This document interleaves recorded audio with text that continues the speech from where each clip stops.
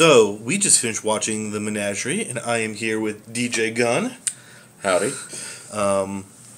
Long-time friend, 10, 12 years at least. Something like that, yeah. Much, or maybe even longer than that. Anyway, Gunn and I have been friends for ages, and wanted to get him in on it, and this is the first of many special guest episodes I'm hoping to do, and I thought it was really great to do this one, especially because we just did The Menagerie, which is a two-part episode, the only two-part episode in the original series.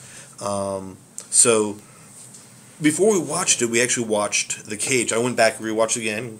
You got to watch it for the first time. Well, I've seen it before. It's just been so long. Like, I don't know. I've always been a Next Generation fan, so I've kind of avoided the original series, kind of always found it cheesy, and I'm actually enjoying getting a chance to sit down and watch it again. Yeah, I'll tell you what, the cheesy element of it is something that I was always told about. It was like, oh yeah, it was such a cheesy show. Other than for some of the special effects and obvious styrofoam sets, I'm not finding it as cheesy as I thought. It's holding up a whole lot better. But I've said that in other videos, and we're here to talk about The Menagerie. Yes. So, like I said, first, your thoughts on The Cage. As far as The Cage goes, it was terribly cheesy. I mean, we kind of talked a little bit earlier that, obviously it was a show that they weren't even sure was going to go off. They didn't know if it was going to get funded. They didn't have a budget to work with. You can tell by the desk lamps attached to the helm station and stuff like that. But I mean, their verbiage in it, everything, just kind of weird. Mm-hmm. The acting was good. I enjoyed all of that. I mean, Majel Roddenberry as the first officer was strange, but she did a good job at it.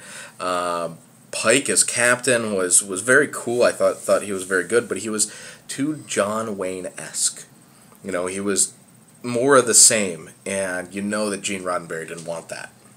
Yeah. So, anyway, The Menagerie was a re-edit of The Cage. And I liked it, for the most part. I thought there were some really great things that they did with The Cage. First of all, the editing. Little things here and there that they cut out really made it sharper. It was just better edited overall from the scenes with The Cage. Mm-hmm. I totally have to agree on that. The Menagerie made The Cage awesome. I mean, yeah. I think that's the easiest way to put it, because as cheesy as The Cage was, when you had all of the new effects and the new crew and all of that extra story around it, it not only made more sense, but it felt more organic. Mm-hmm. Yeah. And the story they set up for it, with Spock disobeying everything that we've known Spock to do, that he is the upstanding one, he's the logical one, he's the one who's always following the rules. For him to do this mutiny, to deceive everybody, for him to deceive Kirk, that was really cool, I thought. As far as building this character, Spock has been the character everybody likes. He's the lovable one. He's the logic. Yep. And we're seeing him do something that's pretty evil in some regards. And I like that. Really interesting ideas for the character and the building him. And that's depth and characters that, honestly, we don't even see a whole lot in modern television. No, we don't. They want us to love the certain characters. They want us to hate the other characters, and they don't want to mix that up at all. And, that is definitely something that was really cool that they started doing with Spock in the original series. And this is kind of one of the first times you see it, where they make Spock an almost bad guy. And I mentioned earlier to you that you're going to get more of that as you go through. I'm not going to tell you where, I'm not going to tell you how. But they definitely kind of recycle that idea with Spock of kind of being the bad guy, but not exactly being the bad guy. Like he's that gray Jedi. So I guess let's say real quick, what did we like about The Menagerie? Really, I loved everything about The Menagerie. I thought everything about it was very well put together. Yeah, there were certain segments of it that kind of felt like it dragged on a little bit, but I think that was because we just watched The Cage the other day, And so it was like, oh, okay, I'm watching the clips of this episode I just watched interspersed with this. And, but beyond that, I thought it was so well put together. And if you're somebody who hasn't watched the original pilot, hasn't watched The Cage, stepping into the Menagerie, watching it the way it's put together, it's perfect. It's beautiful. I would agree with that wholeheartedly. I thought the idea of putting Pike in the wheelchair thing and having him disfigured and mutilated when we first meet him, and getting this backstory that he sacrificed himself to save these children. Now he's horribly deformed and he can only answer in yes or no beeps. Add to whole new depths, and learning that Kirk was not the first captain. Kirk is just another person in a long line of people. And that's a really cool idea. It's space exploration, but he's not the first. And you also have this relationship of Pike with Spock. And that's really cool, because now we have this idea that, Spock and McCoy and Kirk, they're good friends or anything, but before them, there was this other guy, and Spock has another life beyond just what we've seen so far. He has history with that other guy, which is definitely added depth to the show. And I also love that, going back to kind of that comparison of Cage to the Menagerie. When you look at it, and we watch The Cage and we think it's ridiculous. They're saying things like hyperspeed, time factor, warp 7, and we're what? We broke the time barrier. Yeah, what are you talking about here? And then when they in the Menagerie explain that, oh well, this whole stuff that happened in The Cage was 13 years ago. That helps piece a little bit more of it together. Why were they holding these handheld phaser guns that you clicked left and right? Yeah, it did. It had some of that. I also had to say I really like the plot with Spock causing this mutiny, so to speak, and him getting put on trial, and then you find out, as Spock has mentioned before, about the game of chess, and that's what it was he was setting everybody up. Even him being arrested and court-martialed was part of his original plan from the get-go. And Pike constantly saying no to everything. No, I don't want, no. When he finally gets there, you find out, this is exactly what I want to do.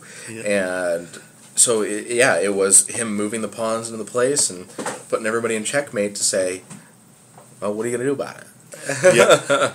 And and then even the end when you find out the Commandant wasn't even there. That was a really great twist. Yeah. I didn't see that coming. I don't know if it was like a retro thing, or like we don't really think about that stuff too much. Like that seems like an M. Night Shyamalan sort of deal. Like, oh, he was never there in the first place. But that's 40 years before Shyamalan made his films, and it worked. It worked really well. When the Commandant disappears at the very end, I was like, wow, never saw that coming. I gotta say, again, it's been so long since I've watched any of the original series stuff, I didn't see it coming either. That's why, and I like the ending with Pike going back to the planet and him finding some peace there, and re-editing the end of The Cage to show that the ending was even stronger, I think, in that element. To have him going back into the compound and everything, definitely. So that's what I liked. What we didn't like, we can harp on the special effects and but it was the 60s. I mean, what did you really expect? I mean, Star Wars hadn't even come around yet. Yeah, that's still another decade plus off. Yeah, 77 was A New Hope, and so this was 65. So 12 years until George Lucas does his stuff. A few years until Kubrick does 2001. And this wasn't like this wasn't a movie that they were budgeting out for, which would have maybe had a little bit better special effects. This was a low budget TV show. They didn't expect this to last beyond a couple episodes. Yeah. And so that's stuff I forget. Some of the stuff I didn't like.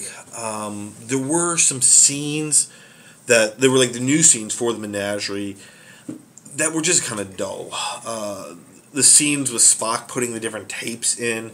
that could have been shortened to like 10 seconds instead of the 3 minutes I think we got. Yeah, he could have put, I don't know, a tape in. Yeah. But again, we got to also look back to what was that technology of that era. You know, during the 60s and stuff like that, you'd have a data tape. I mean, as a guy in radio, we used to do this back before we went all digital and went all computers and stuff like that. We actually had data tapes that we'd take our system backups on, and everything would be spun on a tape, an analog friggin' tape. And that's basically what they were doing there with those little cards, was putting the different carts in, if you will. Yeah. Yeah. And he had that little sissy fight push thing with some random dude. Oh, yeah, with the comm officer. Pinch time. So, dude, why don't you just pinch him from the get-go? You could have saved us an embarrassing fight. Other than for that, I don't think there was anything I can say I didn't really like. So, Menagerie, overall, I think is one of the strongest episodes I've seen so far. And you were talking earlier that episode actually received Hugo Award? Yeah, I was reading that one, Hugo Award, which is pretty cool, and I really, really like it. So far, I would put this in like my top 5 that I've seen.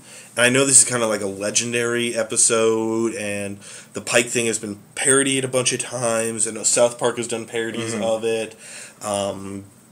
And even the new J.J. Abrams movie had a whole Pike reference. Pike was a character in it. You know what? I would actually kind of reference this for our Doctor Who fans out there. Because I know a lot of Doctor Who fans watch Star Trek.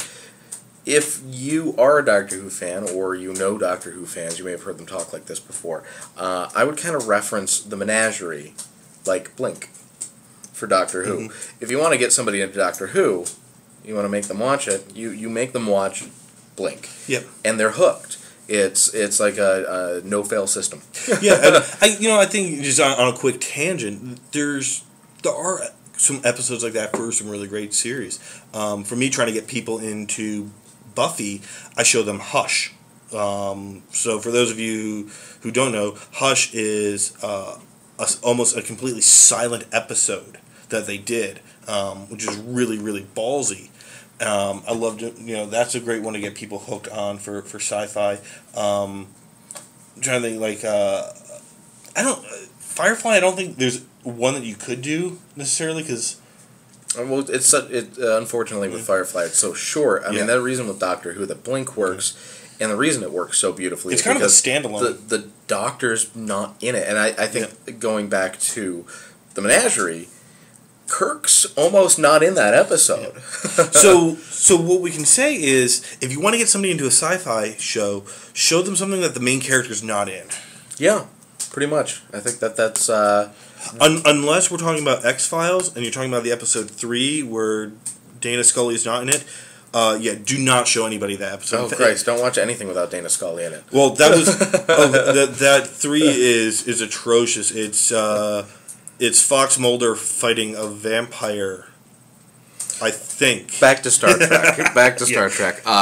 So, wrapping up here, Menagerie, thumbs up on it, recommend it. Somebody you know has never watched the original series before, make them watch the Menagerie, they'll watch the rest. Yeah, I think that's a fair assessment, and I want to thank DJ Gunn for being with me, and we'll have more videos up later. Thanks, guys.